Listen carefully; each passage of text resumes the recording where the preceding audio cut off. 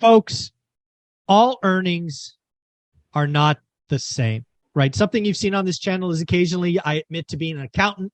I was a general ledger accountant at a publicly traded company for the first 5 years or so of my career.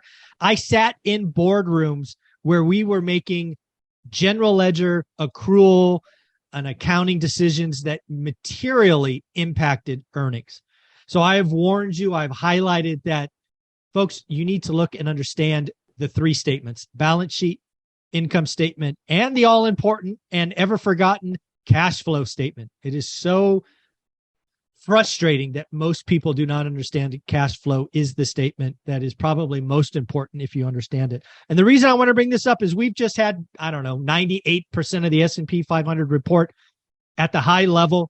Earnings are above expectations, earnings growth, all of this stuff.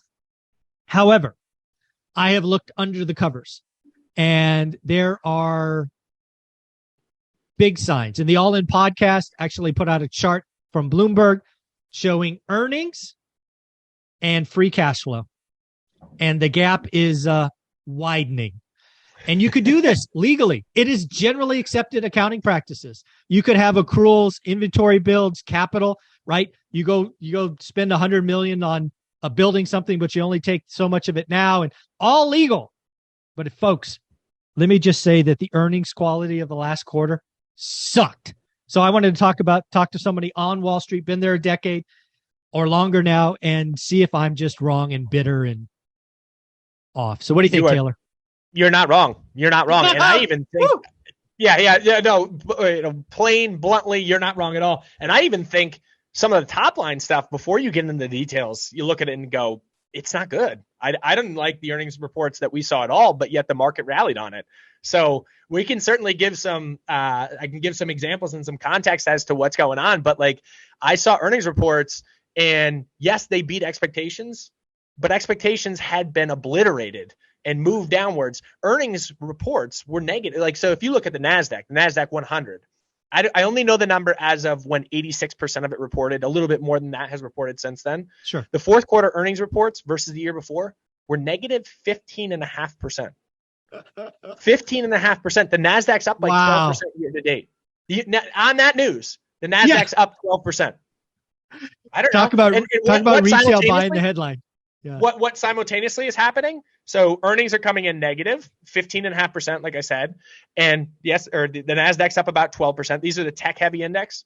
Simultaneously, inflation reports hit for January that show inflation's much stickier than what we had previously anticipated. This is the most inflation sensitive sector of the market.